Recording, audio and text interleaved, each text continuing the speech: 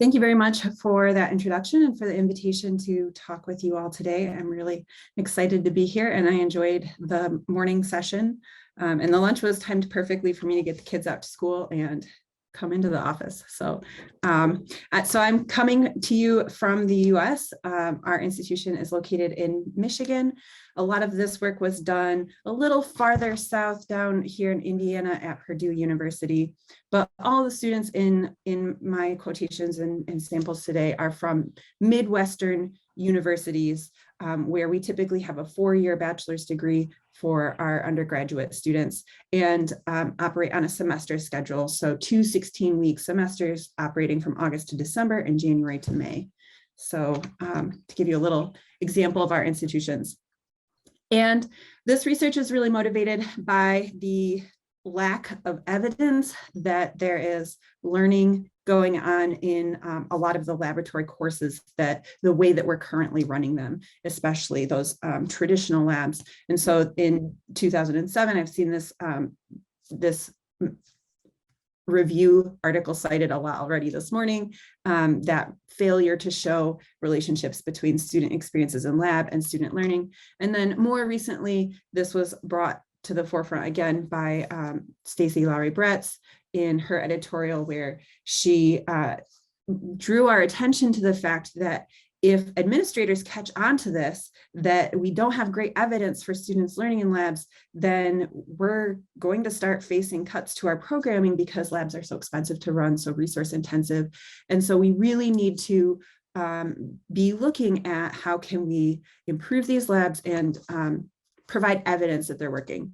And so I'm coming at this research from where is there a lack of examination into this problem. And so far we have in the literature a lot of evidence about different content that is effective. We've seen some of that this morning in the talks and in the posters. What are we doing to the curriculum?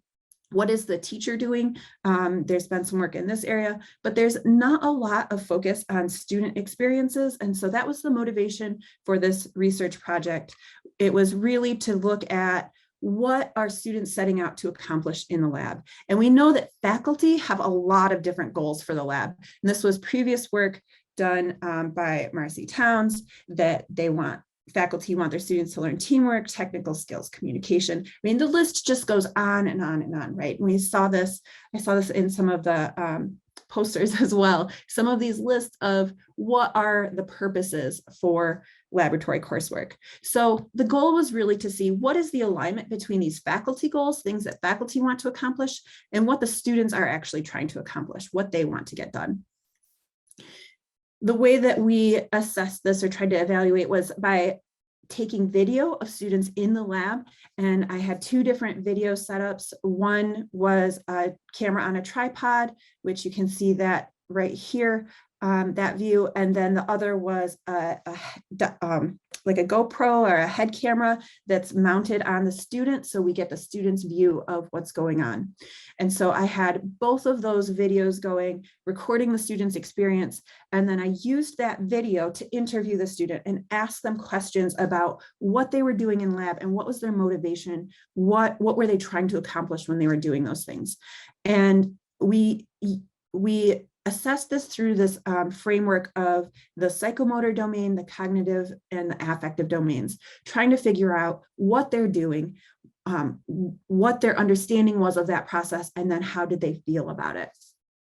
So those domains were used for our deductive coding.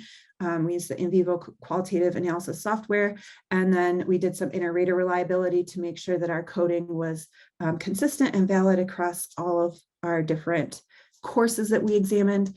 And then we did some modeling of that data. And there were a lot of interviews to look at. So I had 41 general chemistry students. And again, for each of these students, there's about 3 hours of lab video from 2 different video cameras, so 6 hours total per student, and then also the interview. And then I also looked at some of the physical chemistry, biochemistry, analytical chemistry, those upper level chemistry courses. So in our, when I say our, the traditional chemistry curriculum in a US 4-year degree program would be for students to take usually general chemistry first, 2 semesters, and then in year 2, they would take 2 semesters of organic chemistry. And then in what we call their upper level years, that's when they're taking the physical chemistry, biochemistry, analytical chemistry. And these first 2 years are usually service courses. So they're courses that are provided for other majors. So our pre-health or pre-professional programs, engineering students are often taking these general chemistry and organic chemistry. So they are STEM, science, teaching, engineering, math majors, but they aren't necessarily all chemistry majors. Whereas in years 3 and 4, these, what we call the upper level courses, are chemistry majors. They, in fact, every one of the students in these 17 that I interviewed in the upper level group were chemistry majors.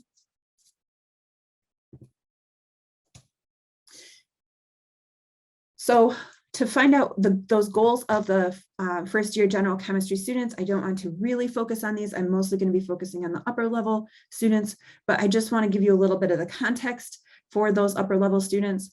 When I interviewed the first year students, what they were trying to do was feel good, right? They wanted to have those satisfied feelings, which they got by earning a good grade and by finishing the lab. So they were really grade oriented and they wanted to get done as early as possible while still earning that satisfactory grade. And this led them to carry out the tasks of lab as quickly as possible. They were so efficient. They were just absolutely great at managing the tasks to make sure to minimize the time spent in lab. And this often led to a disconnect between the lab tasks and lab concepts, because if the instructor's goal is to learn, and learning often is challenging, takes time, but the student's goal was to get things done as quickly as possible, then there was not that learning that was intended. So this was, just backing up all those things that we saw in those reviews of general chemistry laboratory experiences where students weren't achieving the intended lab outcomes. So far, nothing should be super surprising to you. This is, maybe what you would have expected. So let's look at the upper level students, because these are our majors, right? They've been in chemistry, they've been successful through general chemistry, through organic chemistry. They really want to be there. They are often doing undergraduate research, volunteering or taking independent study credits so that they can get experience in a real research lab. And so what happens when they go into their laboratory coursework? How are they engaging with the materials? And we felt it was really important to sample in these courses as well, because there's not a lot written about these upper level students. A lot of the work that's being done about research in laboratory is in these first either year 1 or year 2 classes. And we don't have a lot of information about students in the upper level classes. And if you're thinking, oh, I skipped organic chemistry completely, Marcy Towns and I had a kind of a casual collaboration with Kelly Galloway and Stacy Bretz, and they were examining organic chemistry labs. So they found very similar things. If you're curious about their papers are out there as well about assessing and videotaping these students in the organic chemistry labs. So let's take a look at these upper level students. Interview after interview, I found that their goals were so similar to the first year students. For example, Jordan said, my lab partner had a lot of background with this topic, and I tried to watch for the most part to see how it worked. And I figured it would take longer to do stuff because I would have a harder time figuring out exactly how to do it. And then Jordan's lab partner, John, said, my goal was to finish the lab as efficiently as possible. It's at 7:30, so try to get out of there as soon as you can. And this was a theme throughout the interviews with these upper level students. It was so strikingly similar to the first year students that the question became, okay, if these upper level students are carrying over these same practices and these same goals from the early years, well, then what is the resulting learning outcomes for these upper level students? What sort of lab skills do they have? how successful are they at getting that conceptual understanding from lab? So let's take a look at what students thought about the volumetric flask. And this is a junior level student in a junior level course, so usually taken in the third year. I said, beyond being cool, what does the volumetric flask offer for you in this lab? And Amy said, honestly, I don't know. I mean, it could be better for like mixing everything. I said, okay. And she said, I don't really know why we really use them. It never really said anything about it either. Which I have to admit is true, because by the time they get to junior year, the lab manual does not explain the purpose of a volumetric flask anymore. This is something that we would assume that they understand from those earlier courses. And so there is a gap in what information they're being presented in lab based on these assumptions that they've had these prior experiences and have this background information. In this same lab group, I asked Amy's lab partner, Seth, also the same question, and he agreed that the purpose was for mixing. I was really glad when I got to Chad. Chad was another student in a different lab who was using a volumetric flask, and I asked, was that your first time using a volumetric flask? And Chad said, it was not my first time. He was the first student who remembered using a volumetric flask. I was like, yes. And then he went on to say, because I've been in my mother's lab, he had told me his mother was a chemist, and I've seen the equipment there. So he was relying on experience outside of his introductory courses for his knowledge of the volumetric flask. And then he went on to tell me that the value of a volumetric flask is that it's accurate to the nearest milliliter. So we would have expected him to say it's accurate to the nearest 100th milliliter. And so again, Chad had missed out on that essential background information, which makes it difficult for him to then go and interpret his lab results as you would want. So what about spectroscopy? We had the students in those first 2 semesters of general chemistry, they used a spectrometer at least half a dozen times, about 4 times in the first semester and another 2 times in the second semester of general chemistry. They did Beer's law plots, calibration curves. Now, Larry was in his 3rd year doing a Beer's law lab. I asked, he was explaining that he didn't really know how the instrument worked, what was going on. And I said, so have you never used a spectrometer before? He said, never. And so he is, again, not recalling, not even not remembering how to use it, but he didn't know that he had ever used it before. And I went on, I asked, did you do general chemistry here at this university? Oh yeah, definitely. So, and I also want to mention, I feel like I'm always hard on these students by pointing out these things, but this is a reflection on us and the way that we're designing the labs. And also that these are some of the best students, right? It's not the students who are shy or uncomfortable or uncertain about their knowledge who were volunteering for these interviews. It was the students who are at the top of their class, really prioritize getting good grades. These are our good students, right? So if you're out there thinking like, wow, these students are really awful, that wasn't the case. Larry was able to be successful not only in general chemistry, but in these courses, these upper level courses as well. So how about the volumetric pipette? Sabrina said they actually didn't teach us that, how to use the pipette anywhere, but apparently there's always a little tiny bit of liquid left at the pipette tip. I had showed her a video of her squeezing the pipette bulb to eject that last little bit of solution at the pipette tip and asked her why that was. And she was like, yeah, it's such a pain in the butt. I have to always squeeze the pipette bulb and get it out. And then John, I asked him about it. And I said, what did you think when Sabrina did this? And he said, can you tell me the reason you're not supposed to push it out? Do you know that? And these were in a 400 level class. And both Sabrina and John had been doing research in research labs as well as their coursework. Victoria was in a 300 level class and she was addressing why she didn't pipette. Her lab partners had done the pipetting in the group. And I asked her after we observed some of that video, I said, why didn't you pipette here? She said, I'm going to have to learn to pipette eventually. If you're working in a lab group and someone's better at something than you are, then most of the time they'll do that. And so that gives us a little insight into how Sabrina and John might have made it to this 4th year course, having never used or having not understood the purpose or how to use a volumetric pipette. So this is just how the students are understanding their lab skills and those technical skills. What about what they're actually understanding, the information that they're supposed to be getting out of these labs? So I would always try to ask the students to explain to me, what were they analyzing? What was the goal for the experiment? The purpose for doing this investigation? And I'd say something like, what are you using your data for? What does your data tell you? Sabrina said, I guess we can plot those points and be like, and then she related the equation, the trend of this increases, then this increases.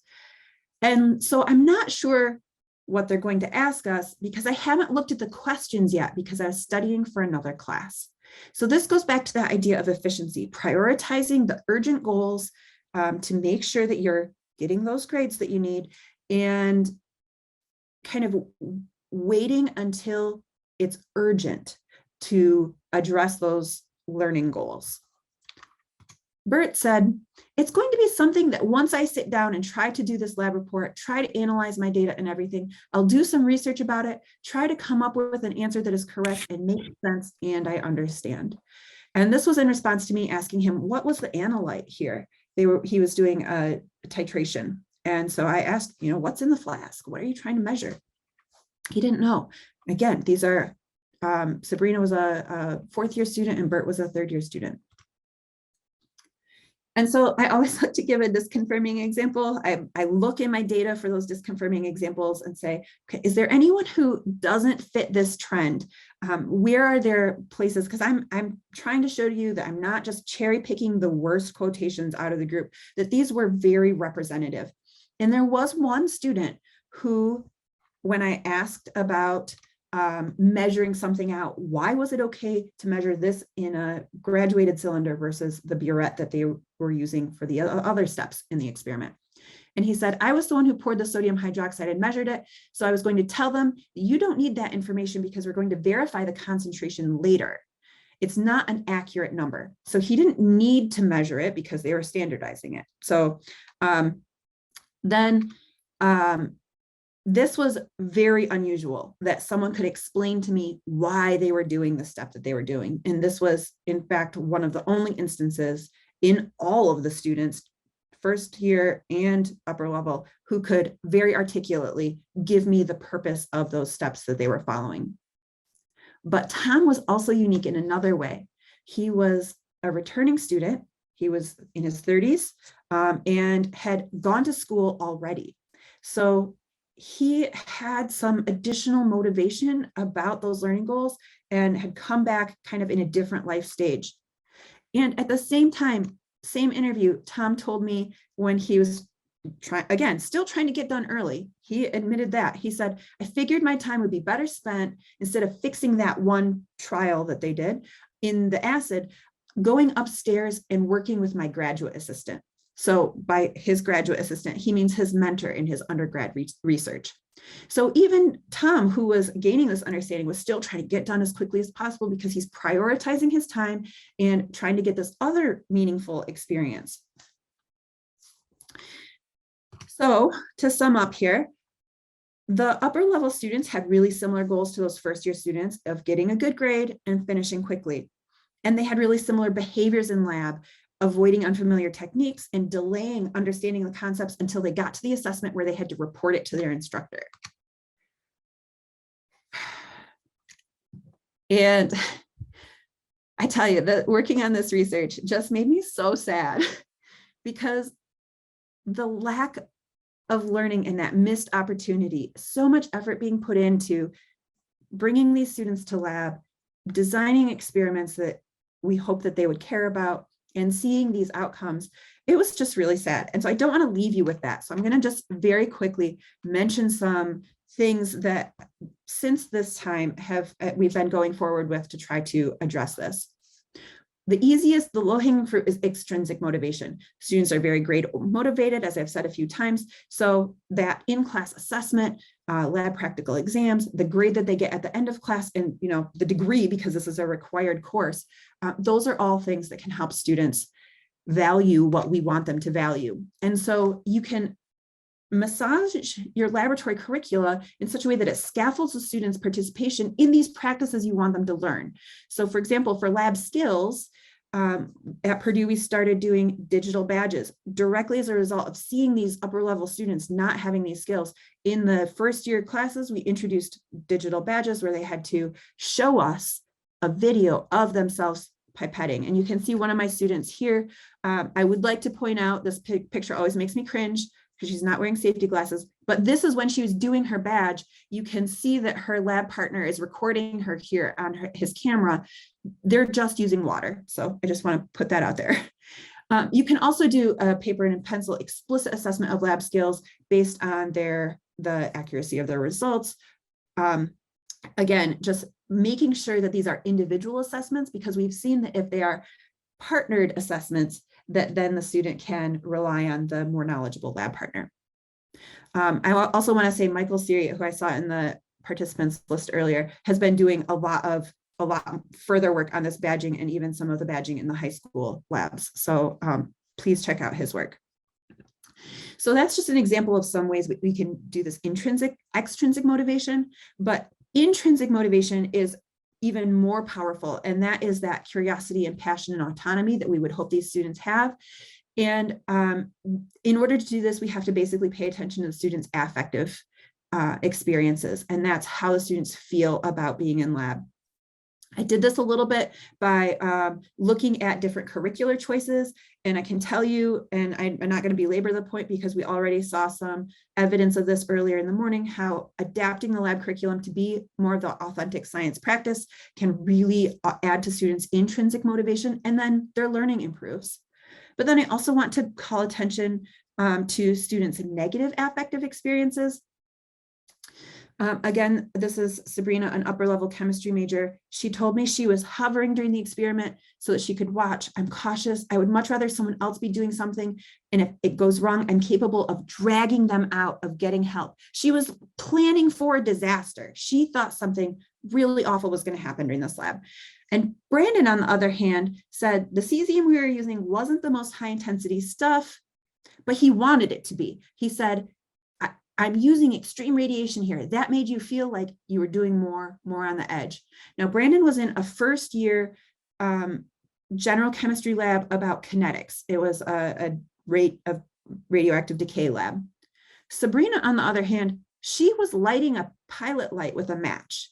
So even though Sabrina's level of familiarity with lighting a match should have been much higher, hopefully, than Brandon's experience with radioactive materials, Brandon was disappointed because it wasn't dangerous enough, and Sabrina was pulling back from participating because she thought it was too dangerous. And I saw this again and again along gender lines.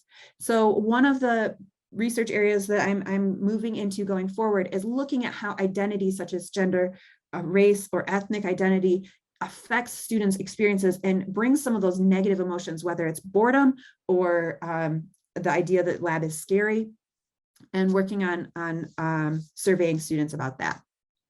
So I want to leave a couple minutes for questions. Just to kind of wrap up, assessment, what we assess is what students value. Making those evidence-based curricular reforms really helps shift students' experiences. And then I just urge everyone to consider students' identities and make sure that the reforms that you are making promote equity in your curriculum. I want to thank the folks at Purdue, also at Northern Iowa, Don Del Carlo, and then my colleagues here at Grand Valley State University. If you noticed in the introduction, Nicole did not make a mistake. I was both an undergraduate here and now I'm faculty here. So Julie is both my collaborator in some of this lab work, and she was my general chemistry lab professor. So shout out to Julie Henderleiter as well. Thank you so much for listening. Thank you for having me here. And I would be happy to take any questions.